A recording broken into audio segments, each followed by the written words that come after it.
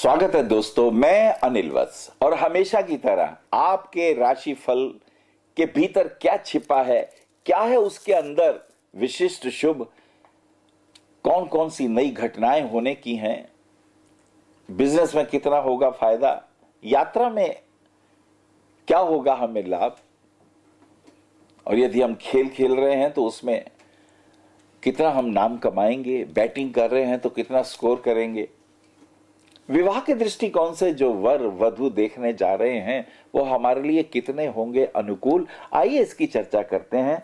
मकर राशि की हम बात कर रहे हैं जिसका स्वामी शनि है। शनि न्याय प्रिय हैं, ईमानदार हैं, इसलिए वाणी के कड़वे भी हैं, सच्ची बात कहना पसंद करते हैं, किसी को बुरी लगे या भली। और पूर्व जन्मों के हमारे जो कर्म हैं, जहां हमने किसी को कष्ट दिया है, दुख दिया है, तकलीफ दी है, पीड़ा दी है, तो शनि उन कर्मों के प्रकाशक हैं। हर ग्रह आपके कौन कौन से कर्मों के प्रकाशक होते हैं ये बहुत महत्वपूर्ण है। जैसे जब भी चंद्रमा आएंगे, बुध आएंगे, बृहस्पति आएंगे, शुक्र आएंगे, ये ग्रह आपके शुभ कर्मों को प्रकाशित करेंगे। राहु आएंगे, केतु आएंगे, शनि आएंगे, मंगल आएंगे, ये आपके क्रूर और पाप कर्मों को प्रकाशित कर देंगे। ये सिर्फ निवेदक हैं, प्रकाशक हैं। They are just like the courier agent, they are having the message. वो मैसेज वही है जो आपने किए हैं कर्म, उन्हीं के ही फल आपको मिलने हैं। ये तो बस निवेदक कर देंगे, ये तो बस पेश कर देंगे। चलिए, जब हम मकर राशि की बात करते हैं तो उनके स्वामी हैं शनि। इनकी मूल त्रिकोण राशि है कुंभ, और जो शनि की मकर राशि है ये पृथ्वी तत्व ओरिएंटेड है, भूमि तत्व प्रधान है। रात्रि को ये बलि होते हैं गरीबों के, और जो जो लोग श्रम करने वाले हैं, मजदूर हैं, किसान हैं, जो फिजिकल वर्क बहुत कर रहे हैं, उनके देव हैं, सूर्य के पुत्र हैं, बहुत बलवान हैं। तुला इनकी उच्च की राशि है, आजकल शनिदेव तुला राशि में ही है। चलिए शुरू करते हैं। मई के महीने में मकर राशि वालों का फलित क्या होगा। कुछ बातें इसमें खास ध्यान रखने की हैं कि 1 मई को परशुराम जयंती है, और हम जानते हैं अक्षय तृतीया 2 मई की है।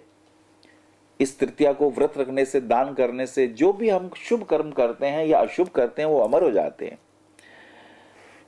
और एक और बात, इसमें नारद जयंती आती है 16 मई की, और वट सवित्री व्रत भी है, अमावस्या को मनाया जाता है, 28 मई को पड़ रहा है।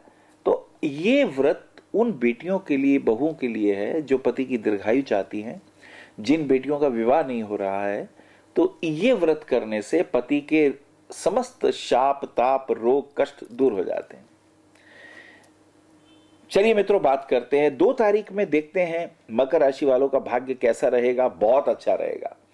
आपके मित्रों से होगी पहचान, कुछ आपके मित्र आपको मिलेंगे जो करेंगे आपको सहयोग, और ऐसा भी मित्र मिलेगा जो आप जॉब जो ढूंढ रहे हैं उसमें भी वो आपको मोटिवेट करेगा कि कौन सी कंपनी में जॉब करनी आपके लिए शुभ है।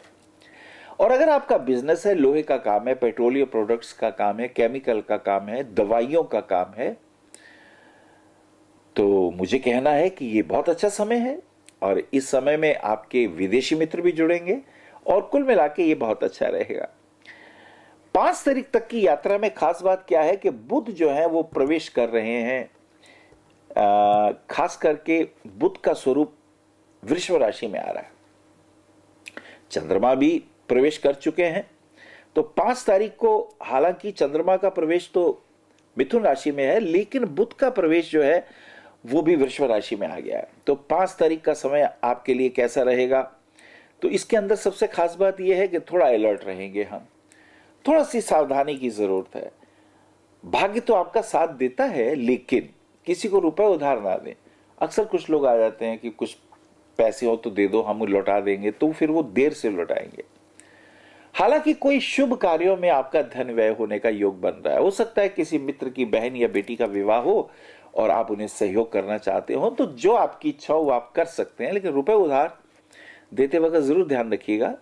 और एक स्किन इन्फेक्शन से अपना ध्यान रखिएगा, दिस इज वेरी इंपॉर्टेंट। 7 तारीख की स्थिति फिर आपके अनुकूल हो रही है। पत्नी के साथ थोड़े संबंध आपके ठीक नहीं है, और माता जी का आशीर्वाद बहुत जरूरी है। बहुत बुद्धिमान है, समझदार है, उनके आशीर्वाद की आपको बहुत जरूरत है।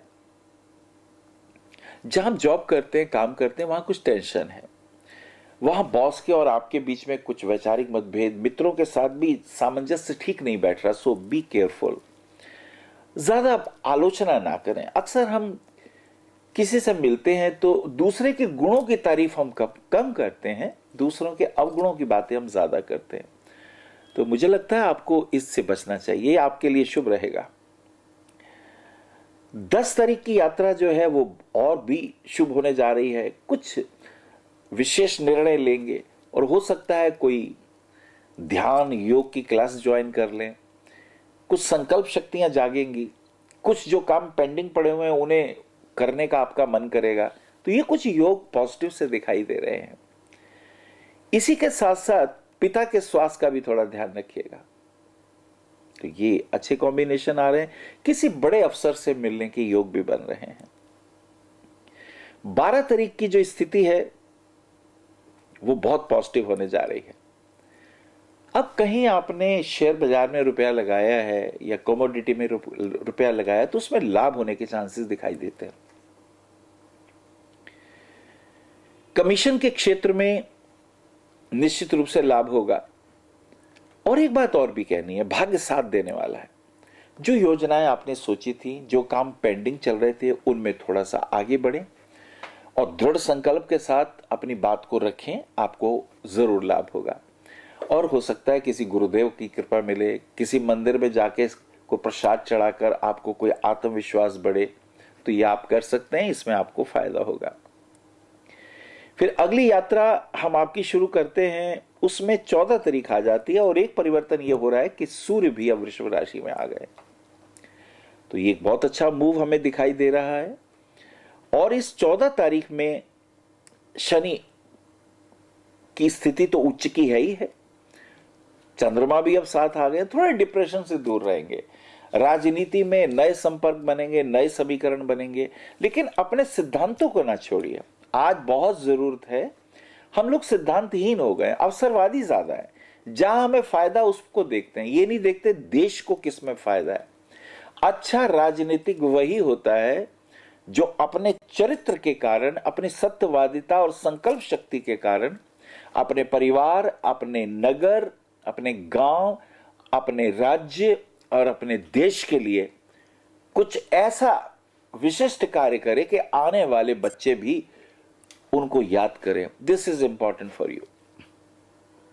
जो लोग पॉलिटिक्स में हैं उन्हें इस बात का जरूर ध्यान रखना चाहिए।